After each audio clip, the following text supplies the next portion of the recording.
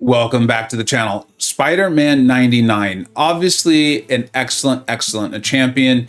There is some nuance in how to play him, but today we're going to take a look at that question we all love to ask. Does he need to be awakened? I want to show you the awakened ability. We're going to talk very quickly about a few of the abilities we're going to see in these fights, and then I'm going to show you the same fight in 3 different ways. I think showing why he's still excellent, and then also how the SIG ability can be extremely helpful.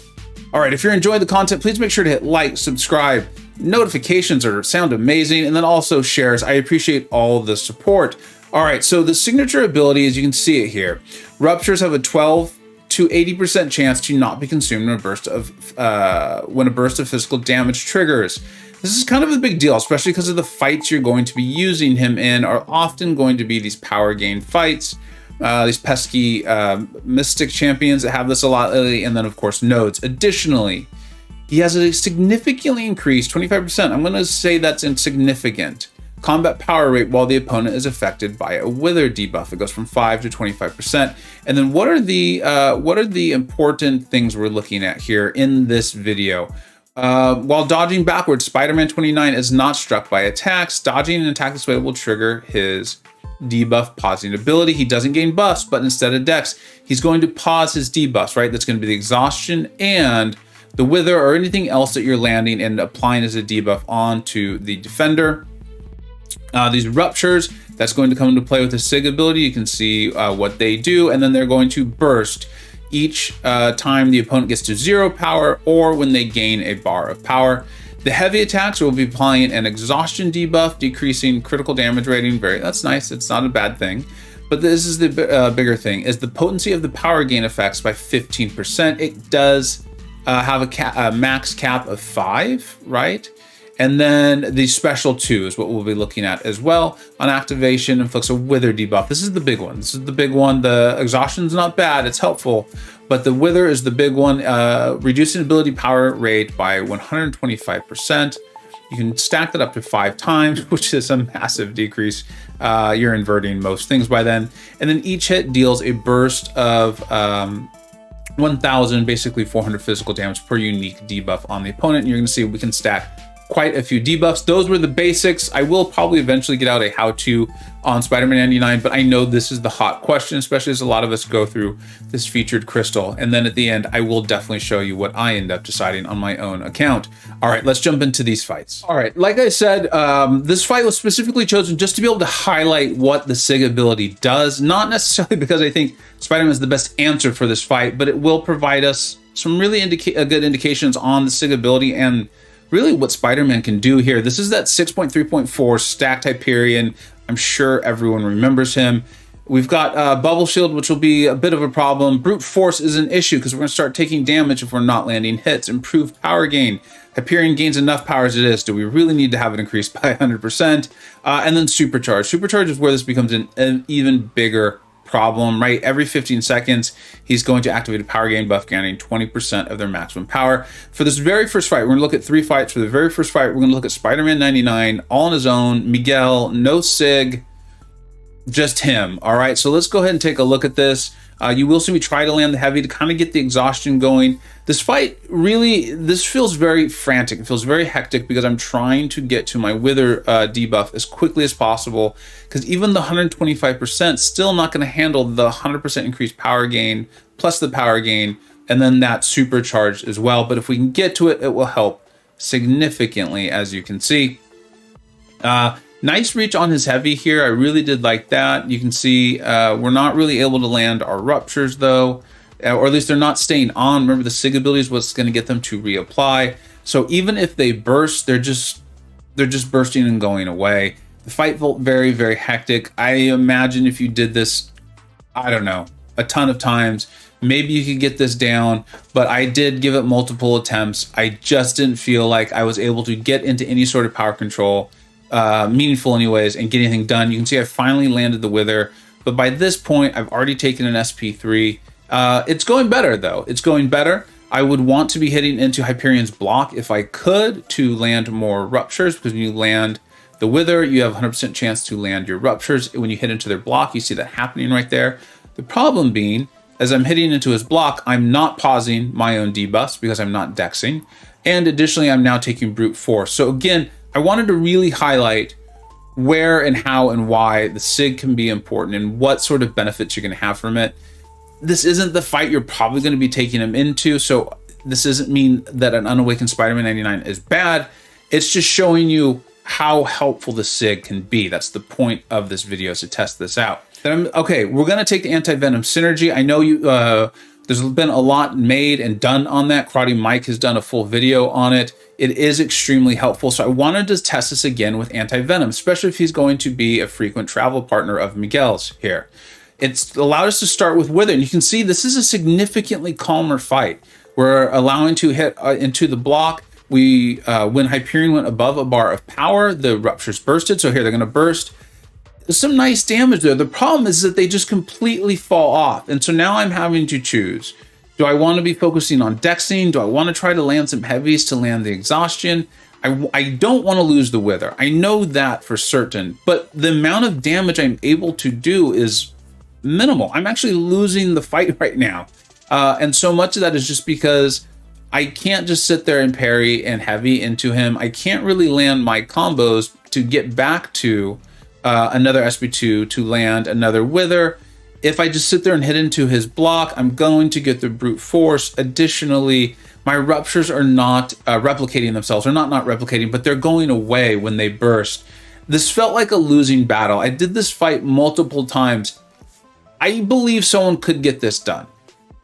But again, you're going to lose it significantly more often than you're going to win it. You see, Hyperion did eventually get to his SP3 as I started to try to focus more on being able to do some damage, and I think he's just going to finish this off right here. I made an effort here, but the brute force eventually gets us. So, okay, fine. You're not taking Spider-Man 99 in for that fight probably. Anyway, still an excellent champion, but thanks to the CCP server, the Content Creator Program server, I awakened mine and I took him all the way to SIG 200 because I was considering doing that myself. Watch what a massive difference this makes. And here's the things I really want you to focus on. Remember that when we have Wither up, we're now going to have a plus 25% combat power rate, meaning we are going to be able to get to our special 2 significantly faster, right? 25% faster, which will allow for more specials thrown, which will allow for more Wither debuffs being placed on Hyperion. The additional thing that is significantly different is that when our ruptures burst, you can see we have 3 of them on now. There's an 80% chance for them to not go away. They replicate themselves, whatever, I can't remember the specific term now. And I'm gonna specifically pause it a few times. You can see this is not a nothing source of damage. It's going to happen multiple times over the fight. And on 2 times, we're gonna pause it so you can really get a sense of it.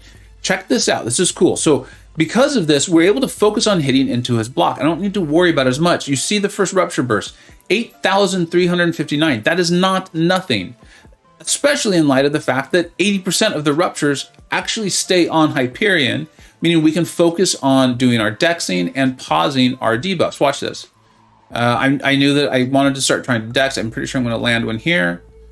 There we go. No, hopefully I get one soon. I messed up there, but we'll get one. So there we go. But look, and then you can reset it because we're already back to our SP2 thanks to the increased combat power rate. There we go. Now we've dexed. Now I've paused the Wither and the exhaustion as well, and we'll start getting some ruptures going. We do still need to bait. We still need to bait Hyperion here a little bit, so we'll get that going. We paused the debuffs there with the dexterity earlier in his special. And you see the increased combat power rate, so we're getting pretty close to our SP2 again. It just takes a relatively stressful fight, and it doesn't make it simple. But to me, if you've seen enough of my videos, you've heard me talk about the flow of a champion. Look at this now. Now we have 2 Wither debuffs, and look at Hype's power gain. He's going backwards now. He is now going backwards. Look at this. How cool is that? So we can hit into the block, get our ruptures going. We're going to get a nice burst here. You can see I'm feeling really confident in the fight. I feel like I'm controlling it. Really should have just kept hitting him if I could have and got him down to 0, but he'll go up to 1. We'll get a nice rupture burst right there, 8,325. And so what I was saying is the flow of this champion now fits together exceptionally well. It is no wonder for me that I know I got a lot wrong on my initial review of CCP with him, and why a lot of people weren't as hyped on him as we are now is I think there's this hesitance to take them to super high sig and really just showcase some, you know, crazy gameplay. But he is worthy of it. He is. It really feels like a complete champion now with incredible flow. All the abilities fit together. You aren't nearly as stressed about pausing your debuffs because you have this increased power gain rate, combat power gain rate, and then you're able to keep your ruptures up on the opponent by hitting into their block because your combat power rate is significantly higher, and also your ruptures are being refreshed as opposed to just going away. I'm sure I'm not really burying the lead here very well. I think that's the term. I'm not really hiding what's eventually going to happen here. I think you can tell how excited I am about his signature ability. The item use event happened to be on. This is my live account now. We're back onto my live account. Now, I'm going to take him to SIG 200, and I'm going to use this time to talk about my applications of it. If you've seen my tier rankings, you know, I don't just say like this champion's better than that champion. Here's the best, rank them, you'll win the game. No, this game is way too complex for that, and it's about account building. I really like this champion, first of all. I like Miguel. I like him a lot. I think he is extremely powerful in what he does, and outside of that, he's still a good champion. Having his flow, having him as great as he could possibly be, really appeals to me for advanced war use. And in some 7.3, I'm seeing some uses for him already, and I'm enjoying that. For me, I'm going to take him all the way to SIG 200 because I think I'm going to art for this champion. I will get a video out soon on all the contenders for that, really talk it through, and I'm interested in hearing what you think. But if I'm going to be taking him to rank 4, I definitely want him to be SIG 200 for prestige as well. So for me, this was an absolute no-brainer. If this is a champion you're going to be using him for his ability to not gain buffs, and then you're going to be using him for that power control, and he's just not working out for you unduped, I think absolutely you can take him, you can put 6 stones into him, and you're going to get your money's worth.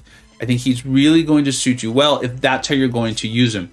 If you already have all of that covered, I don't know. I don't think you have to put an awakening gem into him and sig him up. Those are very precious resources. So it is very account specific. In this video, I hope I was able to show you how helpful it is to him though. The fights you're going to be able to simplify and save yourself items because power control will not get out of control. Thank you so much for watching. Let me know what you think. I'm always very curious. You guys always point stuff out to me. I learn as much from the comment sections as I do from making these videos sometimes. Thank you very much for watching. And I know I am extremely excited about my rank 3 SIG 200 Miguel O'Hara Spider-Man 2099. Thank you so much for watching. Take care. I hope you either learned something, were entertained, or even better, a little bit of both. Don't forget to like, subscribe, and follow on Twitter at VegaGaming583. Thanks so much for watching. Take care.